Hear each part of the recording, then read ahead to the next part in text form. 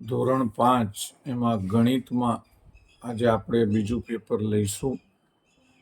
વાર્ષિક પરીક્ષાનું પેપર કુલ 40 ગુણનું છે. એ આજે આપણે હવે સમજીશું. પ્રશ્ન નંબર 1 છે, ખાલી જગ્યા પૂરો ગમે તે 8. 1 મિલીમીટર બરાબર કેટલા સેન્ટીમીટર? મિલીમીટર કીધું છે આપણને. આમ તો છે ને એનું માપ એવું છે કે 1 સેન્ટીમીટર એટલે સેમી બરાબર 10 મીમી એટલે કે મિલીમીટર. માપ આવું છે કે 1 સેન્ટીમીટર બરાબર 10 મીમી, પરંતુ આપણને મીમી પૂછ્યું છે તો આપણે શું કરવાનું? આ 10 છે ક્યાં લઈ જવાના? નીચે લઈ જવાના. તો અહીંયા બાકી શું રહેશે? 1.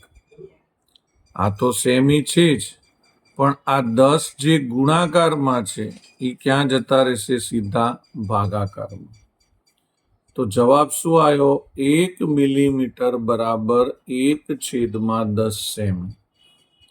આપણને એમ કીધું હોત કે 1 સેમી બરાબર કેટલા મીમી? તો 1 સેમી બરાબર 10 મીમી. પણ 1 મીમી બરાબર કીધું હોય તો 10 નીચે જતા રહે, તો 1 મીમી બરાબર 1/10 સેમી. તો અહીંયા જવાબ લખીશું 1/10 સેન્ટીમીટર. લંબચોરસનું ક્ષેત્રફળનું સૂત્ર કીધું છે. લંબચોરસના ક્ષેત્રફળનું સૂત્ર આવશે લંબાઈ ગુણ્યા પહોળાઈ. સૂત્રોની વાત આવે છે તો આપણે જોઈ લઈએ. હવે આ લંબચોરસ છે તો પેલા લંબચોરસના 2 સૂત્રો આપણે જોઈ લઈશું આની અંદર, કે લંબચોરસનું ક્ષેત્રફળ અને લંબચોરસની પરિમિતિ. એવું જ અહીંયા ચોરસ છે તો એમાં આવે ચોરસનું ક્ષેત્રફળ અને આવે ચોરસની પરિમિતિ. જો ક્ષેત્રફળ જે છે લંબચોરસનું, એનું સૂત્ર થાય લંબાઈ ગુણ્યા પહોળાઈ. સૂત્રો પહેલા આપણને આવડવા પડે. લંબચોરસની પરિમિતિનું સૂત્ર થાય 2 લંબાઈ વત્તા પહોળાઈ. આ છે લંબચોરસની પરિમિતિનું સૂત્ર. ચોરસના ક્ષેત્રફળનું સૂત્ર થશે લંબાઈ ગુણ્યા લંબાઈ અને ચોરસની પરિમિતિનું સૂત્ર થશે 4 ગુણ્યા લંબાઈ. સૌ પ્રથમ પહેલા તો વિડીયોને પુશ કરીને તમારે આ સૂત્રો પાકા કરી દેવા પડે. હવે આપણે આગળ જોઈશું. અહીં લખ્યું છે 100 સેમી બરાબર કેટલા મીટર? તો તમને ખબર જ છે 1 મીટર બરાબર 100 સેમી. તો આ લોકોએ ઊંધું પૂછ્યું છે કે 100 સેમી બરાબર કેટલા મીટર? 1 મીટર બરાબર 100 સેમી, તો 100 સેમી બરાબર 1 મીટર. નકશો દોરવા માટે નક્કી કરવામાં આવતા માપને પ્રમાણ માપ કહેવાય. આપણે જ્યારે નકશો દોરીએ છીએ ત્યારે જે માપ નક્કી કરીએ છીએ તેને શું કહેવાય? પ્રમાણ માપ કહેવાય. રમવાના પાસાને બ્લેન્ક સપાટીઓ હોય. રમવાના પાસાને 6 સપાટીઓ હોય. તમે જોયું હશે. એ છે ને ચોરસ પ્રકારનું બોક્સ હોય, એમાં 6 સપાટી હોય. એક ઉપર હોય, એક નીચે હોય, એક ડાબી બાજુ હોય, એક જમણી બાજુ હોય, એક આગળ હોય ને એક પાછળ હોય. એવી 6 સપાટીઓ થાય. સ્તંભ દ્વારા દર્શાવાતી માહિતીને બ્લેન્ક માહિતી કહે છે. સ્તંભ દ્વારા દર્શાવાતી માહિતીને લંબાલેખ. લંબ આલેખ એનું ભેગું કરીએ તો લંબાલેખ કહેવાય છે. હવે કીધું છે 16 ગુણ્યા 10 કેટલા? તો કે 16 એકા 16 અને પાછળ જે જીરો છે તે 16 એકા 16 અને પાછળ જે જીરો આપ્યો છે તે 78 ભાગ્યા 13 કરવાના છે. તો જુઓ મિત્રો, અહીંયા આપણે 78 ભાગ્યા 13 કરીશું. 13 ના ઘડિયામાં 78 આવવા પડે તો 13 છક 78, 0 0, તો કેટલો જવાબ આવ્યો? 6. આમ તો આ બધું આપણે રફ કામમાં કરવું પડે પાછળ, પણ તમને બતાવવા મેં બાજુમાં કર્યું છે. 1000 ગ્રામ બરાબર કેટલા કિલોગ્રામ? તો આમ આપણને ખબર જ છે 1 કિલોગ્રામ બરાબર 1000 ગ્રામ થાય. 1 કિલોગ્રામ બરાબર 1000 ગ્રામ. આ લોકોએ પૂછ્યું છે 1000 ગ્રામ બરાબર કેટલા કિલોગ્રામ? તો થશે 1 કિલોગ્રામ. હવે આવે છે પ્રશ્ન 2 નીચે આપેલા નકશાના આધારે પ્રશ્નોના જવાબ આપો.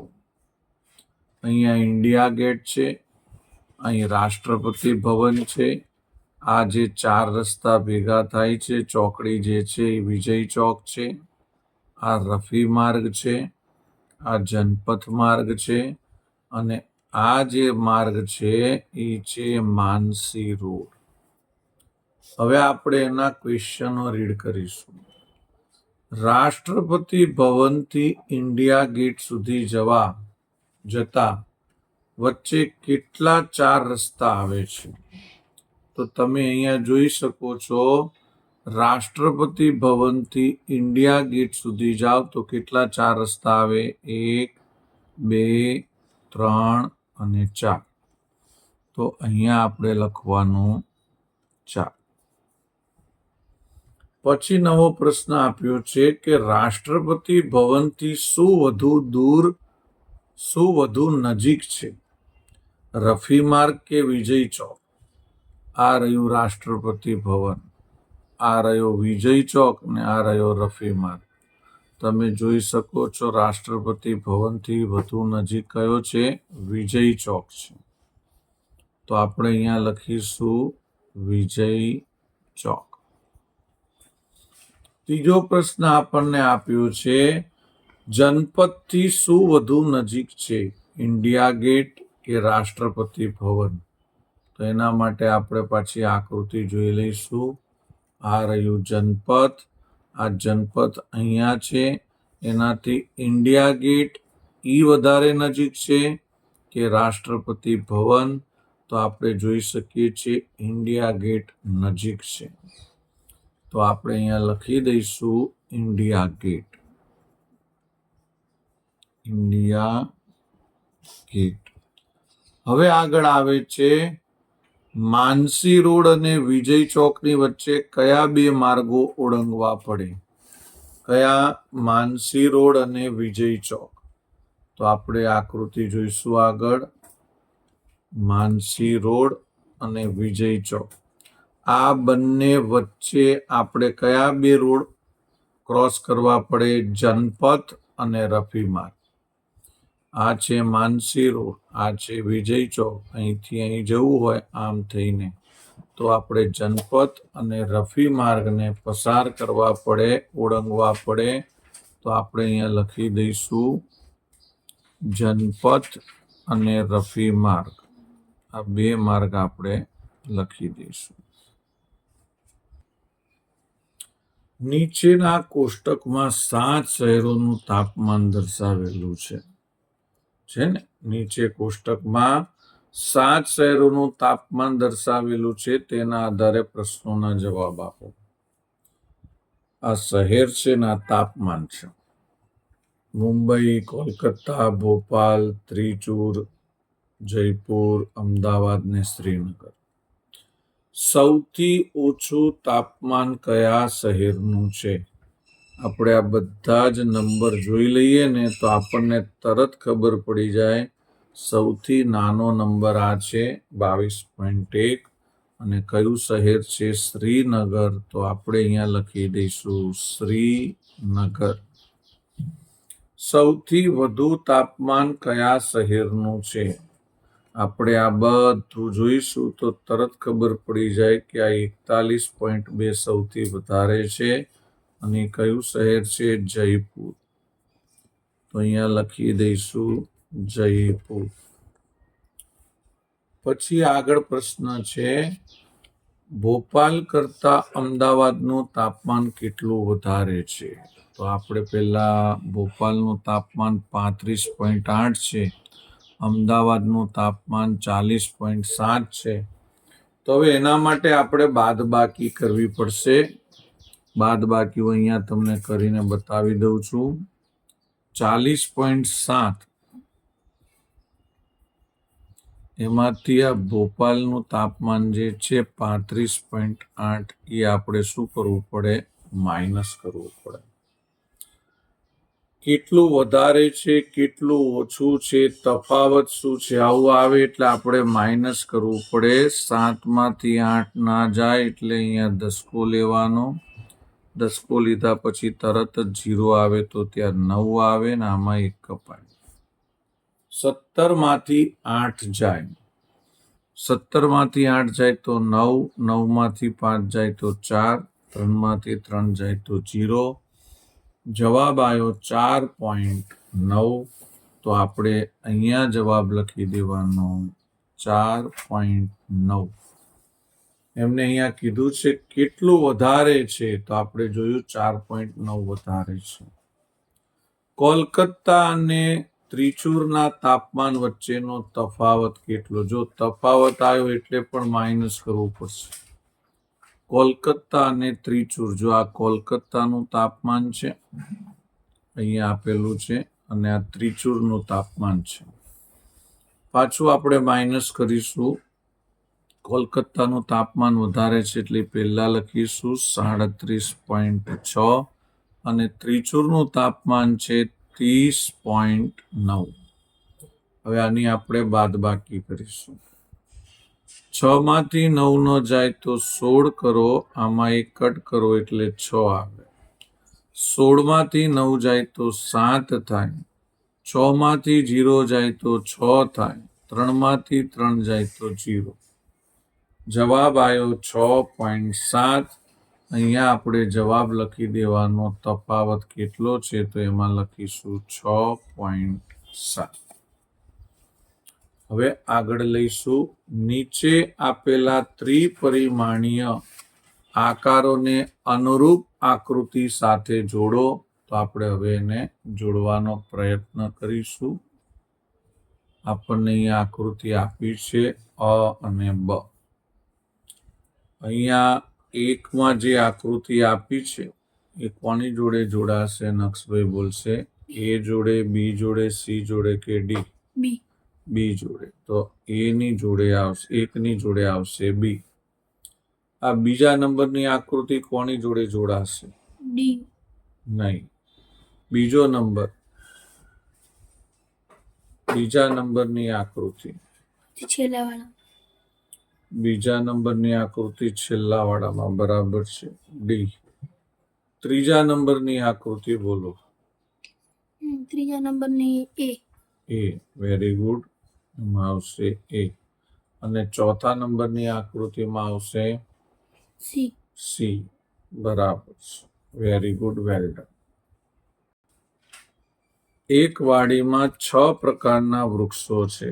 તેની સંખ્યા આવૃત્તિ ચિહ્નો વડે દર્શાવેલ છે.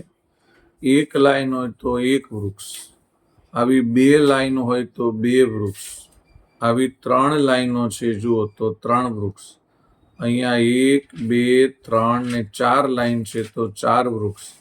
અહીંયા 1, 2, 3, 4 અને 5 લાઈન છે તો 5 વૃક્ષ. તો આપણે કોષ્ટકને પહેલા ફિલઅપ કરવું પડશે ગણીને.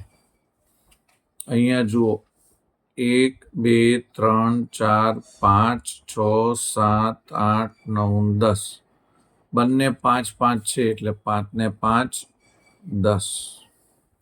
અહીંયા 5 5 ગણી લો. જો આ 1 2 3 4 5 5 છે કે નહીં? 5 ને 5 10 ને 5 15 ને 5 20 ને 5 25. 25 એટલે પછી 26 27 28. તમે કહેશો આ કઈ રીતે કર્યું? જ્યારે 5 5 ના બોક્સ આપેલા હોય 5 નો ઘડિયો બોલવાનો. 5 એકા 5 5 દુ 10 5 તરી 15 5 ચોક 20 5 પચાસ 25 25 26 27 28. પછી આપણે આગળ જોઈએ તો આમાં તો કેટલા છે? 5 જ છે તો 5 લખી દઈશું. આમાં પણ જો 5 5 નું ગ્રુપ 4 વખત આપ્યું છે. 5 એકા 5 5 દુ 10 5 તરી 15 5 ચોક 20 20 પછી આ 21 અને 22.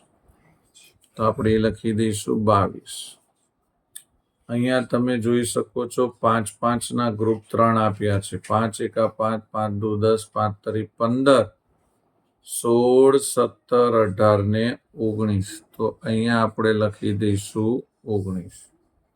અહીંયા 5 5 ના ગ્રુપ કેટલા આપ્યા છે? 1 2 3 4. 5 એકા 5 5 દુ 10 5 તરી 15 ને 5 ચોક 20. તો અહીંયા આપણે લખી દઈશું 20. હવે નીચે પ્રશ્ન આપ્યો છે કે કુલ કેટલા વૃક્ષો છે?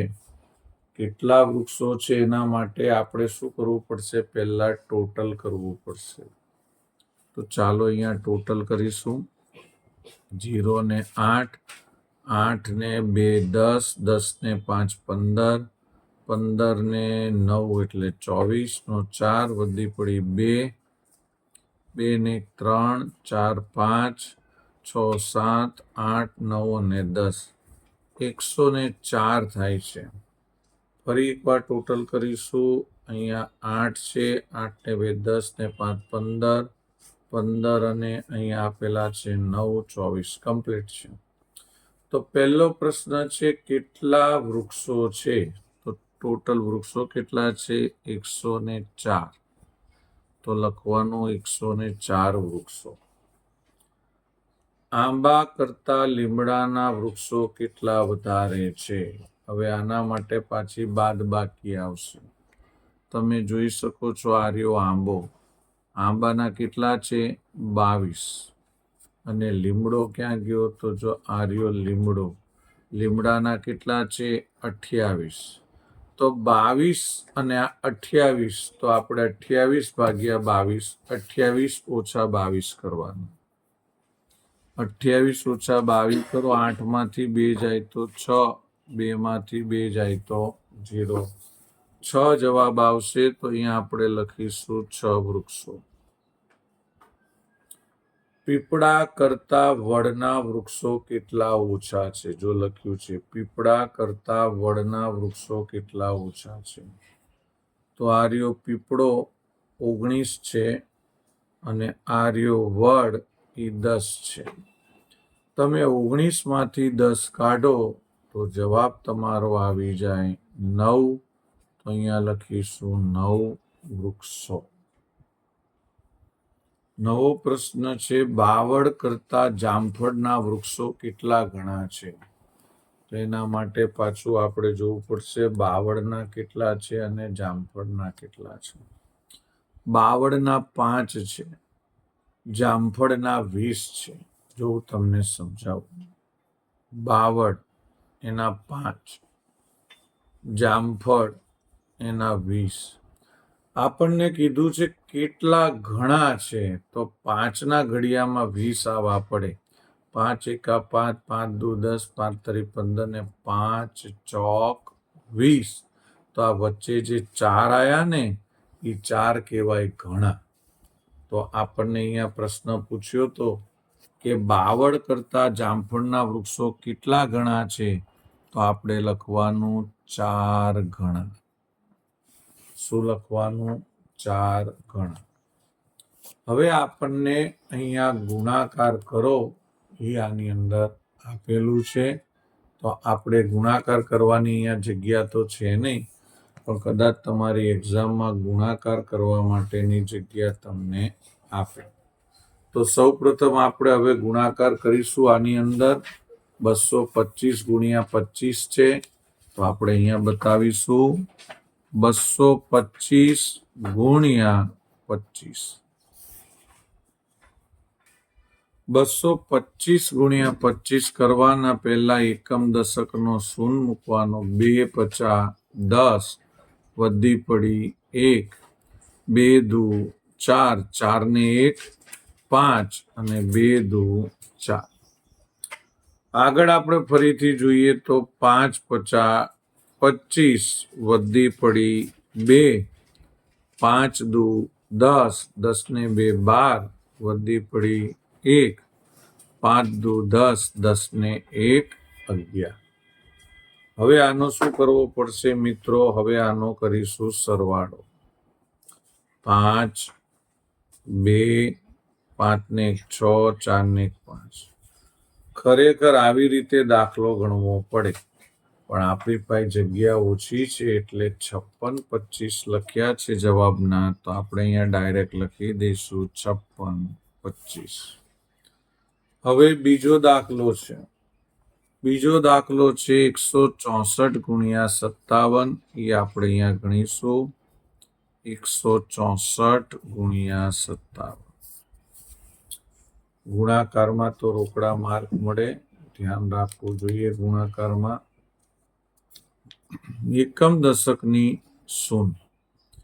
5 ચોક 20 વધી પડી 2, 5 છક 30, 30 ને 2 32 વધી પડી 3, 5 એકા 5, 6 7 8 થઈ ગયા 8200. 7 ચોક 28 વધી પડી 2, 7 છક 42, 43 44 વધી પડી 4, 7 એકા 7, 7 ને 4 ઉમેરીએ તો 11 થાય. 8 4 3 અને 9.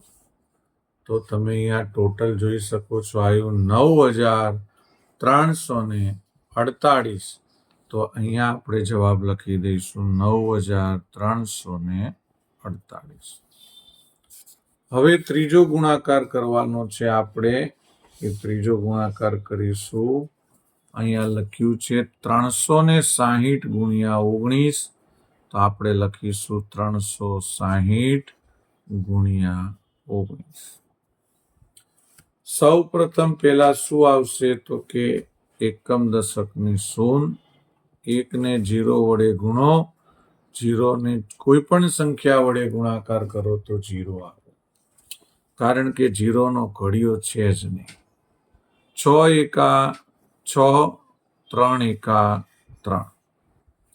9 ને 0 વડે ગુણાકાર કરો તો પણ શું આવે? 0 જ આવે. 9 છક 54, 54 નો 4 વધી પડી 5, 9 તરી 27, 27 માં 5 ઉમેરો તો 32 થાય. હવે એનું કરવાનું ટોટલ. 0 4, 6 ને 2 8, 3 ને 3 6. જવાબ આવ્યો 6840. એ જવાબ આપણે લખી દઈશું અહીંયા 6840. હવે આપણે કરવાના છે ભાગાકાર કરો. ભાગાકાર કરવા માટે પણ અહીંયા પૂરતી જગ્યા આપેલી નથી, માટે આપણે ભાગાકાર નોટમાં કરીશું. કદાચ તમને સપ્લિમેન્ટરી આપે તો તમારે સપ્લિમેન્ટરીમાં કરવાનું છે, કાં તો તમને જગ્યા આપે એમાં ભાગાકાર કરવાનો રહેશે. આપણે અહીંયા ભાગાકાર કરીશું 825. પહેલા જે નંબર આપેલો હોય એ અંદર આવે અને પછી જે નંબર હોય એ બહાર આવે. અંદર અને બહાર એટલે કે નંબર એટલે અંક. પહેલા જે અંક આપેલો છે એ અંદર લખવાનો, પછીનો અંક બહાર લખવાનો. હવે આપણે જોઈશું 5 મોટા કે 8. અહીંયા 8 મોટા છે એટલે આપણે પહેલો જ નંબર લઈશું, પહેલો જ અંક લઈશું. 5 એકા 5 ને 5 દુ 10 વધી જાય તો લઈશું 5 એકા 5. 8 માંથી 5 જાય તો 3, ઉપરથી નીચે ઉતર્યો 2, થઈ ગયા 32. 5 ને ઘડિયામાં 32 આવવા પડે તો 5 6 30 ને 5 7 35 વધી જાય તો અહીંયા આવશે 5 6 30. 2 માંથી 0 જાય તો 2, 3 માંથી 3 જાય તો 0.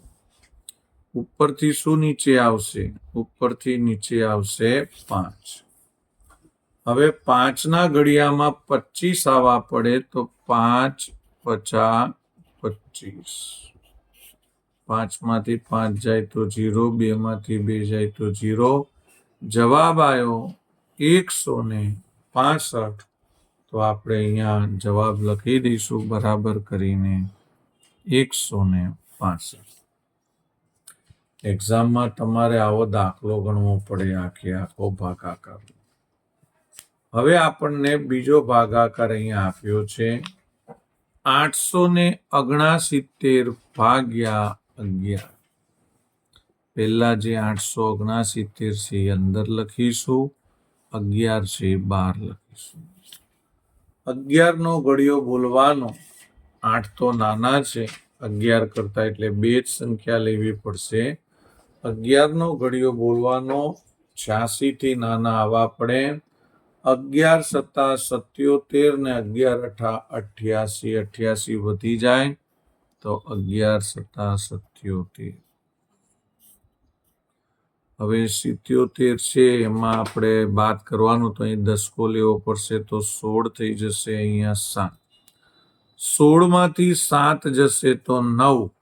7 માંથી 7 જશે તો 0. ઉપરથી નીચે શું આવશે? 9. 11 ના ઘડિયામાં 99 આવવા પડે. 11 9 99. 0 0. જવાબ આવ્યો 79. તો આપણે અહીંયા જવાબ લખી દઈશું 79, 7 અને 9. હવે આપણે કરવાનો છે ત્રીજો ભાગાકાર. ત્રીજો ભાગાકાર આપણને અહીંયા આપ્યો છે 576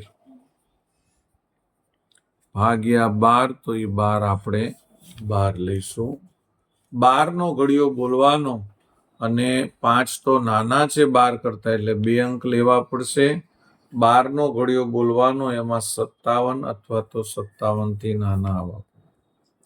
12 50 60 તો વધી જાય તો 12 ચોક 48 કરીશું. હવે 48 કર્યા પછી 7 માંથી 8 ના જાય એટલે અહીં દસકો લઈને 17 કરી દેવાના ને અહીંયા એક કટ કરવાનું. 17 માંથી 8 જાય તો 9 રહેશે, ઉપરથી નીચે ઉતરશે 6. 12 ના ઘડિયામાં 96 આવવા પડે. 12 8 96. 6 માંથી 6 જાય તો 0, 9 માંથી 9 જાય તો 0. જવાબ કેટલો આવ્યો છે? 48. તો આપણે અહીંયા લખીશું 48.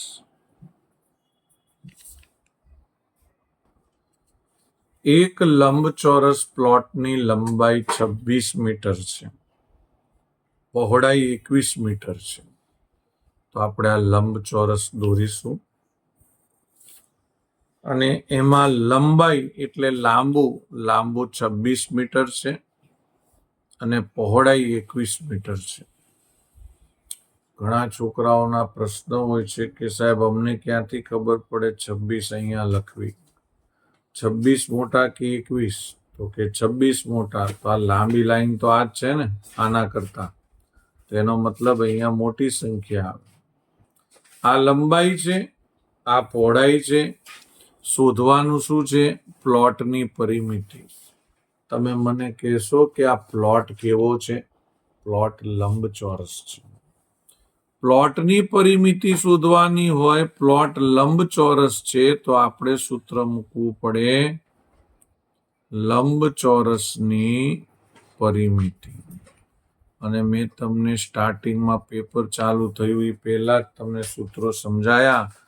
લંબચોરસની પરિમિતિનું સૂત્ર છે 2 લંબાઈ વત્તા પહોળાઈ.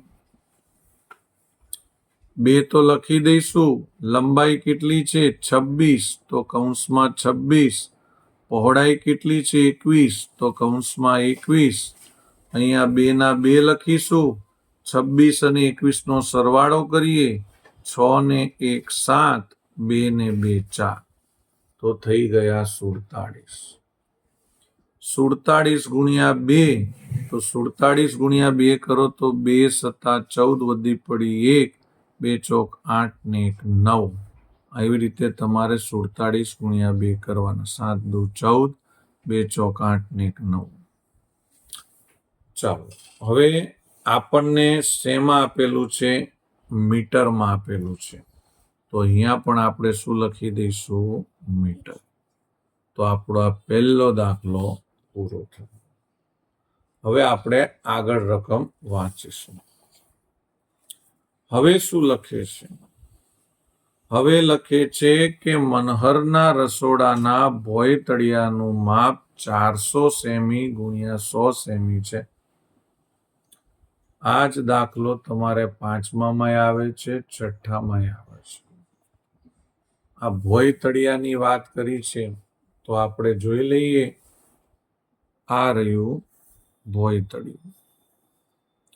એનું માપ કેટલું આપ્યું છે? 400 સેમી અને 100 સેમી. સમજી જવાનું, આ લાંબુ છે તો આનું 400 હશે ને આનું શું હશે?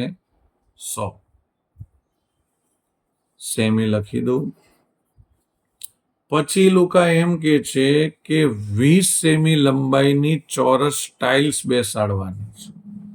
હવે બીજું શું કરવાનું છે? એમને ચોરસ ટાઇલ્સો અંદર લગાવવાની છે 20 સેમી. એનો મતલબ એમ થયો કે આ આખું માપ આપણે શોધવું પડે, અને અંદરની વાત આવે એટલે ક્ષેત્રફળની યાદ આવે. એટલે આપણે લંબચોરસનું ક્ષેત્રફળ શોધવું પડે. અને આ જે છે એ ટાઇલ્સ પણ આખી લગાવવાની છે, એટલે આપણે ચોરસનું ક્ષેત્રફળ શોધવું પડે. તો આપણે હવે અહીંયા પદ મૂકીશું. તમે ધ્યાન રાખશો. લંબચોરસનું ક્ષેત્રફળ અને ચોરસનું ક્ષેત્રફળ. તો અહીં સૂત્ર મૂકીશું. લંબચોરસનું ક્ષેત્રફળ, એ તો તમને ખબર છે, આપણે કરાયું છે લંબાઈ ગુણ્યા પહોળાઈ. લંબાઈ ગુણ્યા પહોળાઈ. લંબાઈ કેટલી છે? તો કે લંબાઈ 400 છે. પહોળાઈ કેટલી છે? તો કે પહોળાઈ 100 છે. 4 એકા 4, 1 2 3 4, પાછળ 4 0 જવા દેવાના. ક્ષેત્રફળ છે એટલે આપણે લખીશું સેમી સ્ક્વેર. ઘણા અહીંયા 100 સેમી લખે છે. આની જગ્યાએ તમારે 100 સેમી લખવું હોય તો પણ તમે લખી શકો. તો આપણે લંબચોરસનું ક્ષેત્રફળ શોધી દીધું. હવે આપણે શોધવાનું છે ચોરસનું ક્ષેત્રફળ. લખીશું ચોરસનું ક્ષેત્રફળ. ચોરસના ક્ષેત્રફળનું સૂત્ર છે લંબાઈ ગુણ્યા લંબાઈ. અહીંયા લંબાઈ કેટલી છે? તો આ રીજો ચોરસની છે 20, તો 20 ગુણ્યા 20, 2 દુ 4, અને પાછળ કેટલા 0? 2 0. 2 દુ 4 અને પાછળ 2 0, અને અહીંયા લખવાનું 100 સેમી, કાં તો પછી લખવાનું સેમી સ્ક્વેર. હવે આમાં શું કહેવા માંગે છે એ આપણે થોડુંક હવે જોઈશું કે આ દાખલામાં શું કહેવા માંગે છે. દાખલો એવું કે છે કે ભાઈ અહીંયા એક આ ભોંયતળિયું છે, એની અંદર આપણે આ જે ચોરસ ટાઇલ્સો છે એ આવી રીતે લગાવવાની છે. આ રીતે તો કેટલી ચોરસ ટાઇલ્સો લાગશે? તો આપણે ટાઇલ્સની સંખ્યા શોધવાની છે. ટાઇલ્સની સંખ્યા બરાબર, જો આ લંબચોરસનું માપ કેટલું આવ્યું, 4 ની પાછળ 4 0 એટલે કે 40,000. અને ચોરસનું માપ કેટલું આવ્યું, તો કે ચોરસનું માપ આવ્યું 400. હવે આ 2 0 જાય અને 4 એકા 4, 2 0 ગયા, 4 એકા 4, વધ્યું શું 1, અને પાછળ કેટલા 0 રહ્યા 100. અહીંયા લખી દેવાનું ટાઇલ્સ. એનો મતલબ એમ આ ભોંયતળિયામાં 100 ટાઇલ્સ લાગી શકે. ત્રીજો દાખલો છે, એક લંબઘન પેટીનું માપ 6 સેમી, 4 સેમી અને 2 સેમી છે. તો પેટીનું શું શોધો, ઘનફળ. હવે હું તમને બતાવી દઉં લંબઘન પેટી એટલે શું. લંબઘન પેટી એટલે લંબચોરસ આકારની પેટી. આ રહી લંબઘન પેટી. હવે લંબઘન પેટીની અંદર તમે કોઈ પણ વસ્તુ ભરો તો ઈ કહેવાય ઘનફળ. શું કહેવાય, ઈ શું કહેવાય, ઘનફળ કહેવાય. લંબઘન પેટીની અંદર તમે કોઈ પણ વસ્તુને ભરો છો તો ઈ તમારું શું થઈ જાય છે, ઘનફળ થઈ જાય છે. તો ચાલો આપણે આ લંબઘનનું ઘનફળ શોધીએ.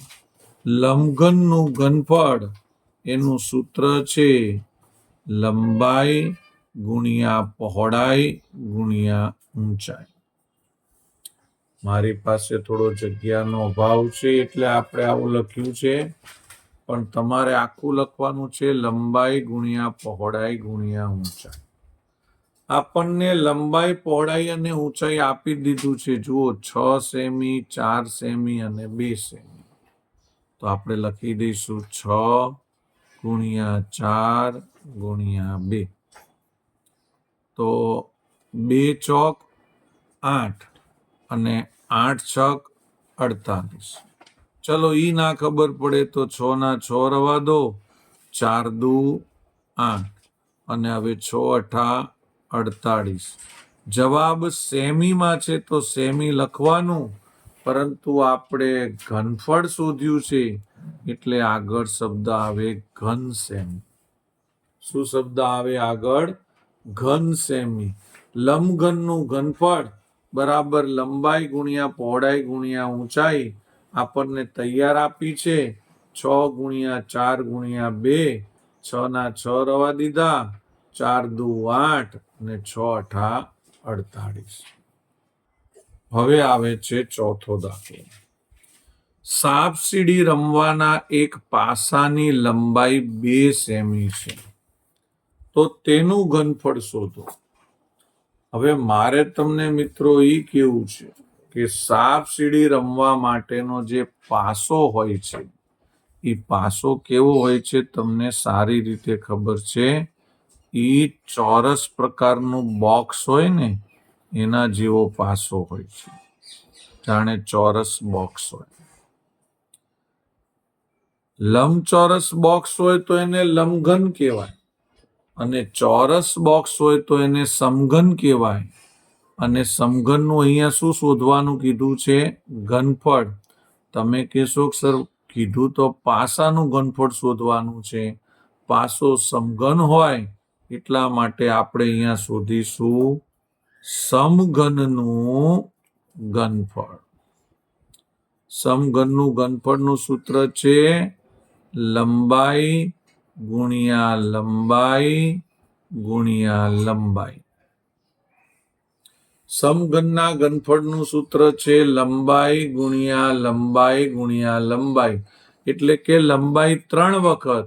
લંબાઈ કેટલી છે અહીંયા જુઓ 2 સેમી, તો 2 ગુણ્યા 2 ગુણ્યા 2, 2 દુ 4 ગુણ્યા 2 તો છે જ, 2 દુ 4 ગુણ્યા 2 તો છે જ, 4 દુ 8. આ જવાબ આવ્યો છે સેમી આપેલું છે એટલે આપણે જવાબ આવશે સેમીમાં, પણ ઘનફળ શોધ્યું એટલે આગળ શબ્દ શું આવશે, ઘન સેમી. શું જવાબ અંદર લખવું પડશે? ઘન સેમી. હવે આપણે છેલ્લો દાખલો લેવાનો છે આ પેપરનો.